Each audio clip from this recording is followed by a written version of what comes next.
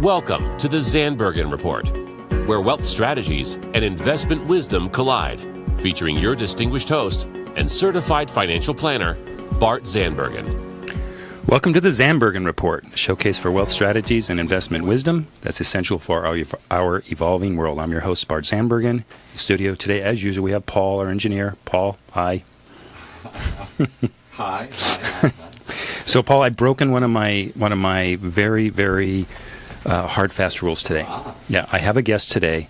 I try never to associate with people that are taller than me or better looking. And he broke both of the rules. So, beauty is in the eye of the beholder.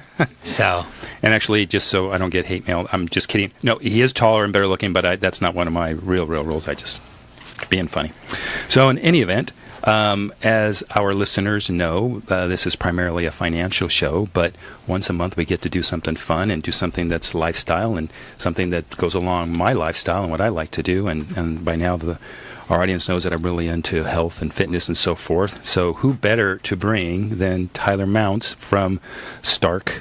Oh, just Stark now. Just Stark, yeah. Okay. Tyler, welcome to the show. Thank you. It's good to be here with you. Yeah. So the other thing is he's also a very seasoned podcaster, so he's probably going to show me up from all different aspects, Paul. That's the way it goes. Yeah.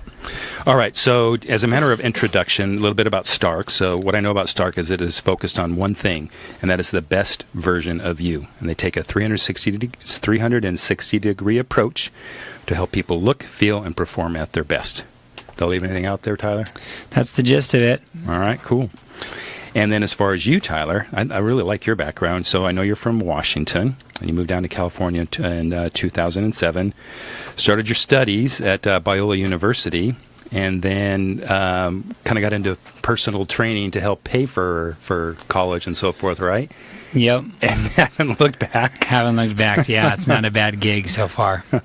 Did you end up finishing school? Yeah, I was in and out, but I did kind of the long track. I think I dropped out at 2 different points, but finally finished with my degree. Okay. Actually in biblical studies, so completely unrelated. So yes, completely related to what you're doing. Yeah, exactly. I mean, I wouldn't change it. It was a good way to go. So. Yeah, I think statistically, I don't know, Paul, if you know, or maybe you, Tyler, I think the people who actually do what they got their degree in is like less than 10%, probably. And got to be declining. Yeah. So. Yeah. All right, well, let's get into this. So, again, being a big part of my life and who I am, I know you and I have talked before, and part of my personal story is I grew up an overweight, kind of bullied kid, and that was kind of motivation for me as a teenager, 15, 16-year-old, to kind of get it together. And it's been a big part of my life ever since. So there's all sorts of things with regards to health and fitness that I think are interesting and important. But one of the things, let's start with this. I think this is a great kind of opening. So you use a term called auditing your health. And so with that term, how do you get an accurate picture of health and fitness? The way that I would approach that is I'd start with what health and fitness isn't. And to some people, it's a 6-pack abs. To other people, it's the ability to run a marathon. For other people, it's cholesterol numbers. And what happens is when you talk about like what is health and fitness or how do you get a good picture, is you have to create a broader picture. The thing is that we tend to be too focused on singular factors when it comes to our health and fitness, and it's the sum of the parts, right? Mm-hmm. And so what happens is when we have too narrow of a definition of what optimal health or optimal fitness is, then we miss out on other potential benefits and other things that could be impacting that positively or negatively.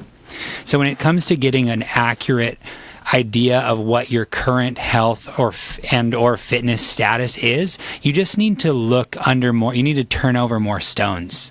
That's the problem, is that people, they go to their GP, their primary care physician, and they get a really modest blood panel done. Mm-hmm. And everything, it checks out, or I'm doing air quotes, right? Yeah. So it's not as simple as that. And on top of that, but on the other side of things, and so you get these people who are really in poor shape, from a lot of things. Like maybe they're overweight, maybe they have hormonal issues, maybe they have a lack of, their fitness isn't where they want it to be. Like they're deconditioned. That's an interesting thing, right? Like, like they get winded going up a flight of stairs, but because their doctor says that, your cholesterol looks good or blood pressure's okay or X, Y, or Z thing seems normal, like then you're good. Yeah. But, that's to the absence of disease is not the same as optimal health. Right. So like that's really what your doctor is going to keep you alive for sure, but are you going to thrive under that model? Well, not with such a narrow focus. Similarly, we do the opposite and we look at people fit like their physique, and that becomes the end all be all as it relates to health and fitness, right? Mm-hmm. The more abs, the healthier you are, period. Yeah. Right? That's what we think. Yeah. Or some people do, but again, that's not, because the thing is like on the real extreme side of things, like we do our annual fitness competition at Stark. That's the Stark Naked competition. Yeah. And the reality of it is that, and the very, very, like that's the sizzle. We love that stuff, but like just to like without going off too far. Yeah. When I did it, I'm usually around 205 pounds. Yeah. When I took my photos, I was 188 pounds. Like, I was shredded. Yeah. But I was not the optimal picture of health. Like that was out in the extremes, right? Yeah. Optimal health and fitness. Body fat, something like that. Something just super lean. Yeah. And the optimal health and fitness doesn't exist in the extremes, right? And so on either side of things. Yeah. And so when it comes to getting a good picture, we have a program where we basically, we call it our ultimate package, where we really go in and try to get a full and comprehensive, that's what we talk about, the 360-degree view, is looking at health and fitness from all of its various angles and getting an idea of where someone is as objectively as we can with that. So does that include medical as well? The blood panels? Exactly. Okay. So to oversimplify, the basic components are, we're looking at body composition, we're looking at blood chemistry, and that's a whole nother thing. Like you could do an episode on just like what are the tests associated with optimal health. So we do a pretty comprehensive blood work. We do posture analysis, orthopedic screen, movement testing, and then evaluating other more subjective lifestyle factors, things like sleep, digestion, nutrition, that kind of stuff. Yeah. So if you kind of get an idea, right? So if someone has such bad posture that they have chronic tension headaches because they sat at a desk for too long, like that's going to be a factor, right? Pain.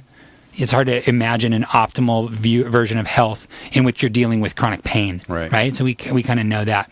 Hormones. We all kind of know intuitively that those are going to be a menace if they're not optimized, right? So like low testosterone, we hear about the things that are associated with that. For women, like thyroid issues, we kind of understand intuitively, like if a woman wants to lose body fat but has a thyroid problem, we know that that's going to have some interaction there. We don't really know, maybe don't know how, but it's important. So blood chemistry is another one. And movement. You want to talk about the quality of a life. The ability to move is a crucial thing. So we're evaluating that in different ways that we can. And then obviously the one that is generally the greatest pain point for most people is body composition. And again, that's not an isolated number either, right? Because there's all kinds of health issues associated with obesity. Right, there's all these obesity-related disorders, like the effect that fat can have on your blood, like excess body fat can have on your blood chemistry, and the risk that it can put you at for different conditions and increase your risk of mortality. Like that's a very real problem. So whether you're motivated by the vanity piece or by the health piece, like that's something that needs to be evaluated. Sure. So, and you're right. I mean, we've got several hours worth of show here. We go, and one of these topics is way more than a half hour. And I don't want to put you on the spot, but do you guys take a stance on hormones and rebalancing? Are you proponents or not of those who are doing things to regulate or like hormone. You're talking about hormone replacement. Yeah. So bioidentical hormone replacement. I would say that there's people when it comes to hormones that are shoot first, ask questions later. We are not that. So in general, when you take so we talk about earning your hormones. Yeah. So the idea that like if you're gonna put a man on testosterone replacement, Yeah. Make sure he's doing all the work first. exactly, because if you take something from a lifestyle standpoint, and there's issues with inflammation, and Yeah. there's other dysfunction in the system, if you just drop a hormone in there, Yeah. like for one, it's not going to have as powerful of an effect. And also, too, like there is potential damage that can be done because, like you hear this saying like the higher the tower, the bigger the foundation. Mm-hmm. So like we have to lay the foundation of health before we go to something like that. So we are proponents of hormone replacement therapy, but it's a much more conservative position with regards to how applicable it is. Mm-hmm. And we're always going to check the boxes before we go to that. Mm-hmm. You know, are you like the reality of it is if you're just abusing your body through lack of sleep and over stress and alcohol use and things like that, there's a lot of potential benefit that can come before we even need to take that measure. Mm-hmm. And so I would say the hormone replacement thing definitely is a very, very powerful tool, but it's one tool in the tool belt among the biggest lesson you could learn in health and fitness is that everything is multifactorial.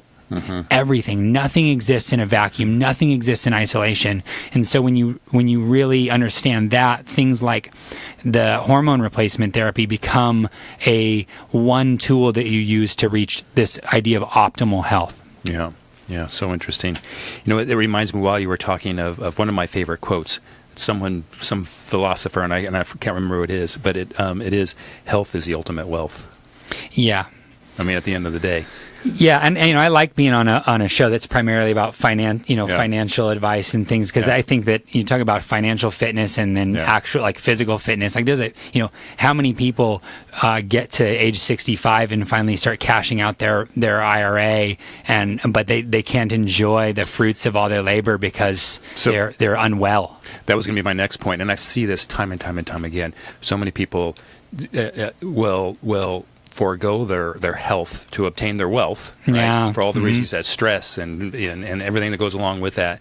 And then at the end, now they have this wealth, and now they're trying to regain their health and use all this wealth to try to regain their health. Yeah. So it's this really weird perpetual thing. So balance, I think, is a great word. So why do you think it is so hard for people to change or improve their health and fitness? That is that's the maybe $1 billion question. There's a lot of reasons. Again, I think that people get too sucked into this idea that it's one thing. It really is multifactorial. So for just like to some of the examples I alluded to, like if there's hormonal dysfunction and you want to lose weight, that's going to be an issue. If you want to train to build strength, but there's structural issues related to posture or movement mechanics and things like that's going to be a challenge. Because you want to be stronger, but your body is not moving in optimal patterns, like those kinds of things. And so I think what happens is with people who have a challenge actually making an impact in changing their health and fitness is they don't address for all of the factors, or they don't factor for all of the different components to that. Okay. So I think that they get sucked into over focusing on one thing. The other thing too, why are people so hard is there is this warped perception of the time it should take to make these corrections, right? So the vast majority of people that are overweight did not do that to themselves in a short span of time. Sure. Right? It was the couple pounds a year. Yeah. Year after year, and the next thing you know, you kind of reach that point. I say that talk about the frog in the pot. The frog in the pot analogy. Yeah. Right. So I like all of a sudden one day you wake up and you're like, how did I get here? Yeah. Like the good news is you can actually unwind it way faster than it happened. Yeah. But it's not immediate. What took you 10, 15 years to get to is going to take a little bit of time to unwind. And it's going to take some intentionality. Yeah. It's going to take some discipline.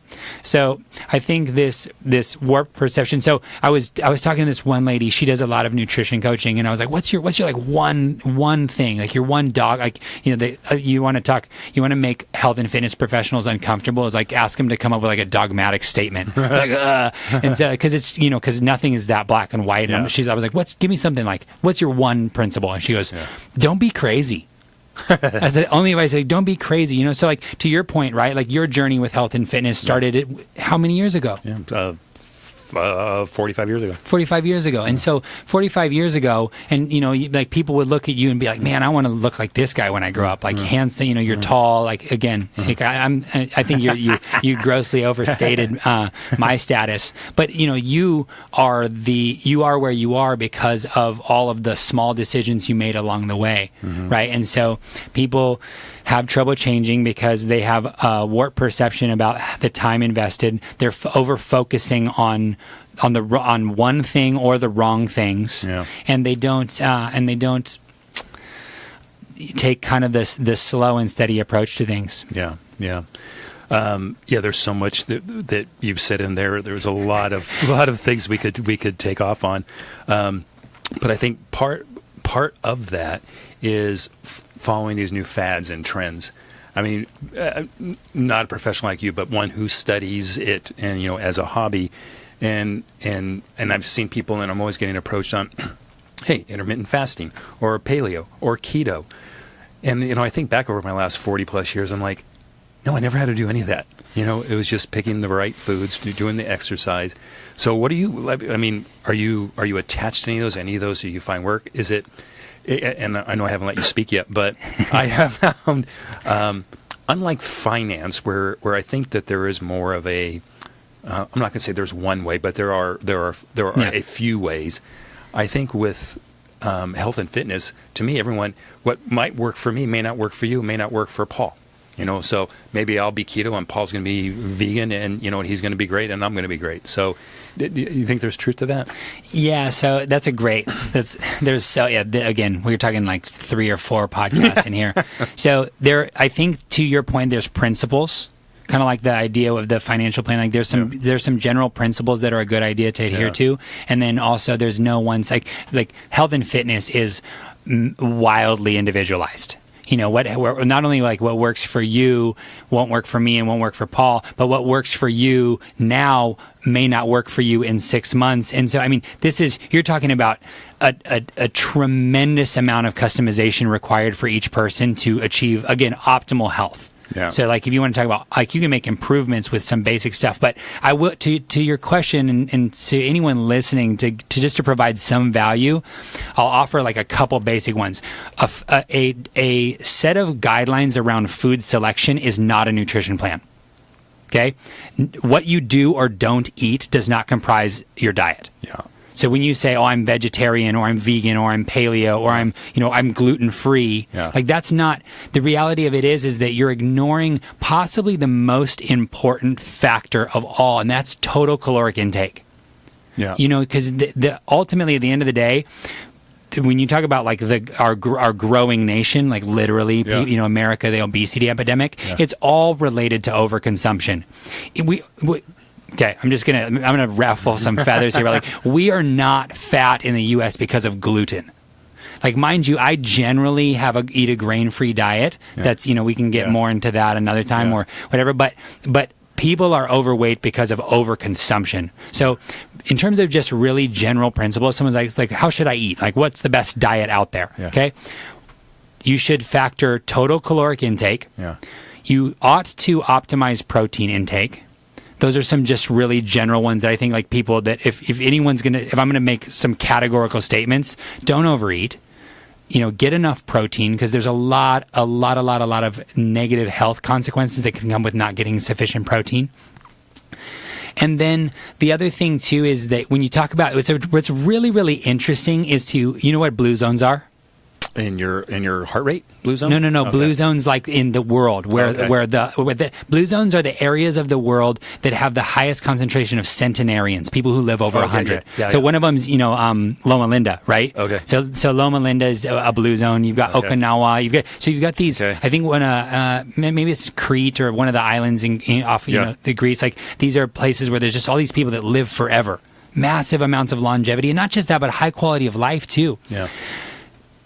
If you want to try and draw a conclusion about what the optimal diet is by looking at those blue zones, you will not find one. But what you will find is that they, generally speaking, hold to traditions of eating whole, nutritious foods.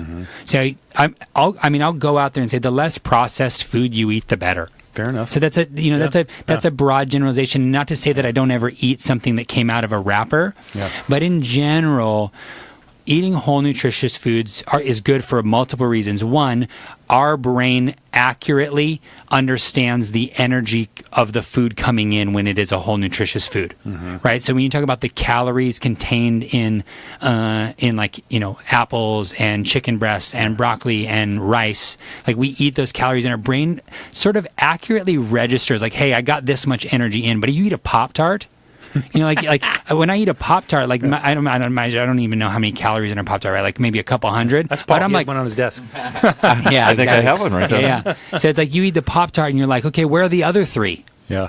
So your brain doesn't register like the actual the amount of energy from food coming in. I got it. So just to distill it out, I'd say watch your total caloric intake. That's going to be your biggest.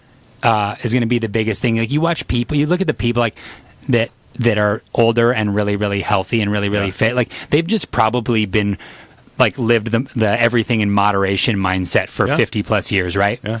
And so, no one, okay, here's a really good way to put it. No one either ended up in poor health or ended up in great health because of something they did in 30 days. Right. You know what I mean? Like, so you want to talk about principles that you're drawing from like your financial planning thing. Like, no one worked really, really hard for a year and then retired wealthy, right? Right. And so, I would say watch your total caloric intake. Make sure you get enough protein, and in general, eat whole, nutritious foods. Like, if you stick to those things, you're doing better than 99% of the people out there. So this is probably going to embarrass myself more than I realize when I say this out loud. But when you and I got together for lunch, it was around the holidays. Yeah. And one thing that you will learn about me, and most people know, is I'm very. I get a rhythm. I do the same thing. I'm very, very. I get in my rhythm. I do the same thing all the time. So part of that is my eating habit, and my eating habit is I got to eat every 2.5, 3 hours. We talked about this, so don't start laughing. So that's just the way I do it, and that's kind of old school, kind of old physique, bodybuilding routine, right? So I've done that forever and ever. And when we were talking about like Thanksgiving or Christmas, I'm like, I'm going to eat these meals, and then the big, it might have been Thanksgiving. It's like, hey, just miss a couple of meals, eat your big meal at Thanksgiving, you'll have the same calories at the end of the day. And I'm like, wow, that makes sense. Yeah, but especially to a financial guy, right? Budgeting. That's right. Budgeting my calories. But then I still had to wrestle with, I didn't get my protein fix like for, maybe like a 3 hour or 6 hour span. So I kind of freaked out about that for a few minutes. But everything ended well. Yeah, you're here still. That's right. You're still breathing. Yeah. And that's, and to that's a whole nother thing too, right? Because you mentioned intermittent fasting briefly. Do you eat it in, there's all these people that say you should eat 6 small meals, you should eat 3 square meals, you should condense it all into a 6 hour window with intermittent fasting. Those things, I'll just say this, when you eat things is far, far, far, far secondary, tertiary, however, to how much you eat in total. In a 24-hour period. Yeah, exactly. Yeah. So you talk about like your total consumption, like to me, what you eat or is particularly when you eat it should be more a strategy to manage how much you eat. Like there's no you cannot eat things in a certain pattern or certain order at certain times a day that make them less calories than they are. Like you laugh, you laugh, right? But it's silly, right? We micro engineer the day. Yeah.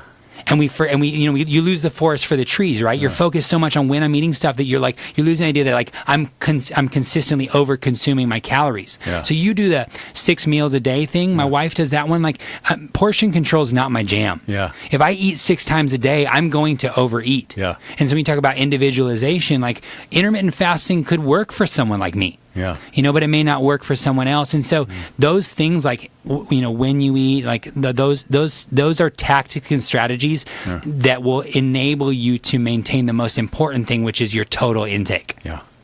So it's, I'm really getting myself in trouble because now I'm going to bring my wife into it. I've never really talked about her on the show. And I don't want that on me. I don't want to get in trouble, get you in trouble. So I'm just going to actually So she won't exercise. She manages her weight by calories in, calories out. That's kind of been her thing. It's always been eating. Maybe she takes a walk once in a while. That's it, and it's worked for her. Okay, so but as she is getting older, weight has been more of an issue, and there's definitely some hormone or thyroid thing, I believe. But she just recently went through a whole span of, call it keto paleo, right? It was bacon, eggs, and all this stuff. And I look at that, and I know everyone's differently. I don't want to get any hate mail on this, but it's just like that really doesn't work for me. Is I have kind of a high fat issue in my mind that I have to deal with. So it never worked for me. So she's eating, and she's like, and she lost weight for maybe a couple of weeks, then stopped losing weight, and then got frustrated and started putting weight back on. So now she could be more opposite. She has been for 9 days on basically a vegetarian cleanse, like celery juice in the morning, water, lemon. And she's like, honey, pound today, another pound, a pound and a half. And I'm like, oh my gosh. And she has a little bit of protein later. I'm like, honey, you're kind of eating just like me right now. Throwing a little sweet potato and you got it nailed. Yeah. Yeah, those things, again, energy balance. You cannot, people, biohacking, you heard that term before? People talk about biohacking, this idea like you're gonna maximize the efficiencies so you can get more results from a physiology standpoint with like less inputs. But I mean, you cannot hack physics.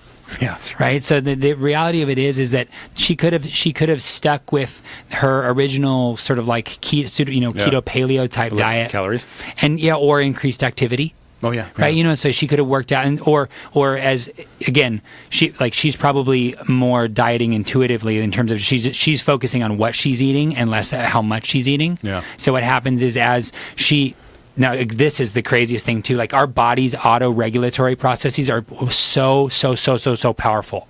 We don't even realize. Like if you increase your activity, your body is going to auto-regulate an increase in appetite because you want to maintain balance. Yeah. Like like energy imbalance, aka what we need to lose body fat, right, is not something the body really knows or wants. And so, with that, for example, she goes keto, paleo, whatever. Yeah. She, without really intentionally doing, because maybe she cut out some of the sugary stuff that's high in calories, she reduces her caloric intake. Yeah. Boom, starts losing weight. Yep. Now, because she has reduced her calories, her body starts going, hey, there's less energy coming in. We should down-regulate our physical activity. So now she doesn't tap her leg as much when she's sitting. She doesn't stand as much. Or she doesn't walk around it. I mean, whatever. You'd be crazy. Like, it's all the stuff that your body will do with this. Yeah. And then now, so she lowers her caloric intake without really much intention, but then she also down-regulates activity. Now she's back at energy balance. Yeah. Maintenance. And so that's why the weight stops. So she could have either increased activity, reduced calories more. I mean, and again, not to say that she had the right plan, but you can make it work with any plan if you factor certain things in that way. Yeah, for sure.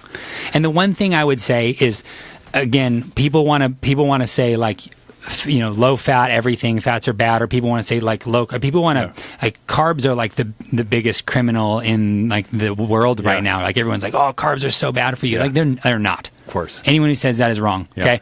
So all of the research shows that if total caloric intake is factored and protein is optimized.